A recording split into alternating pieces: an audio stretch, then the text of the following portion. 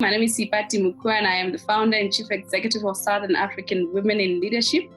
And the first thing I want to know from you, how do you feel about being amongst the finalists of the inaugural Southern African Women in Leadership Trailblazers Awards? Yeah, I think it was quite an ecstatic moment for me. It's something that I kind of didn't expect at all. And it kind of resonated with me somewhat, in terms of some kind of recognition and reward for the kind of things that we do. On the kind of things that you do, can you please tell us a little bit more about that? What is exactly that you do and that scored you a spot on this platform? Okay, sure. So I think for myself, I've been in the technology industry for quite a while, been chartering my own course since day one.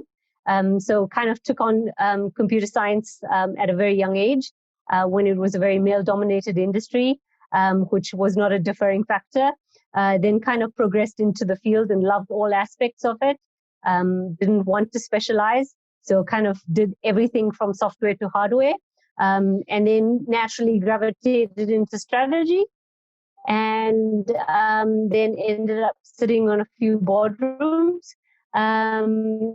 And that's kind of, in a nutshell, the journey for it. But added to that was my newfound passion about 6 years ago. Went off and got a degree in that, and started exploring the waters within Africa, really. Trying to find, that one common voice, that one common grounding, and trying to unite the industry when it comes to AI. And yeah, that's me in a nutshell. Okay, 100%. Dr. Andy? Hi, Lavina. Great to talk to you. You mentioned you got a degree in your passion. Was that around AI specifically? Yes.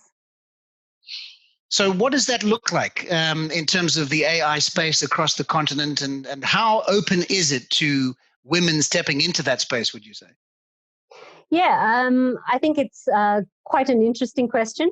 So for myself, I had to go out externally and become an AI ethics mentor on an international platform where I gained a bit of momentum and a bit of, recognition, and then only to come back within Africa. And I think, within the Africa space, there's such a spirit for it.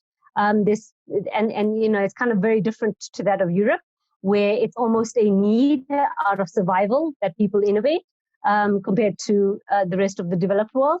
And, in terms of how it's seen, I think it's very much been incorporated and inclusive of women. I have not yet experienced anything otherwise. Tell us more about this role of being an AI ethics mentor. What does that mean? Yeah, so for me, I think I kind of always had a passion around what the human mind is. And funny enough, when I started off, I got a bursary for psychology, which I actually turned down to then do computer science. And funny enough, 20 years later, kind of made the full circle in studying psychology itself. Because I said, if I wanted to understand AI, I needed to go down the route of understanding the human brain and the human mind, and kind of where we're at with it. So, that was the thinking of it.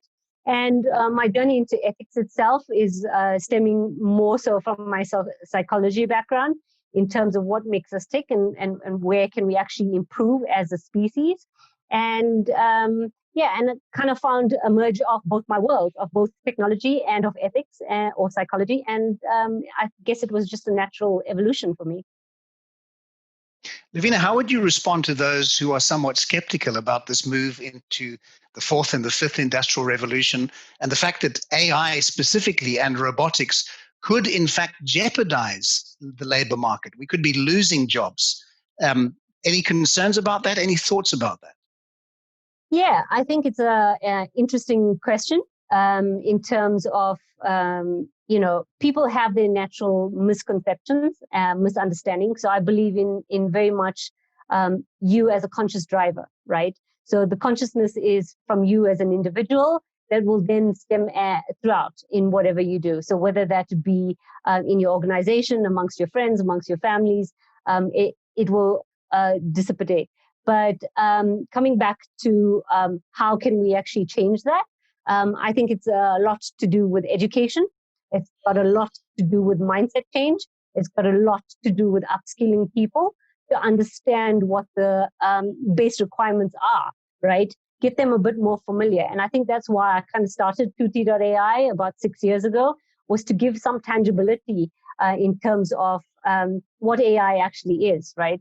That it's not this idea that exists in movies, but to give something that's a bit more tangible. And for me, it is very much about creating things consciously. So creating something that is of meaning and value to myself and to my clients. And that would mean, by default, it is things that are best aligned with, uplifting of humanity, because that's something I believe in.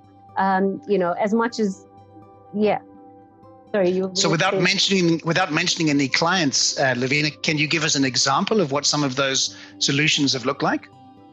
Yeah, sure. So one of my more famous examples that I talk about is with regards to a community of pregnant moms, where we sat and monitored them, gave them devices together with a few different partners on a platform to help to diagnose them, but to monitor their sort of experience through the pregnancy, being able to do things like blood pressure, heart rate, the normal checks.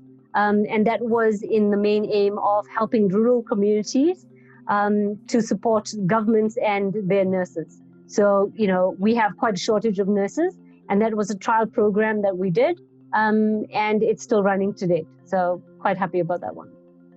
Is that a solution you think that the medical fraternity might be interested in looking at?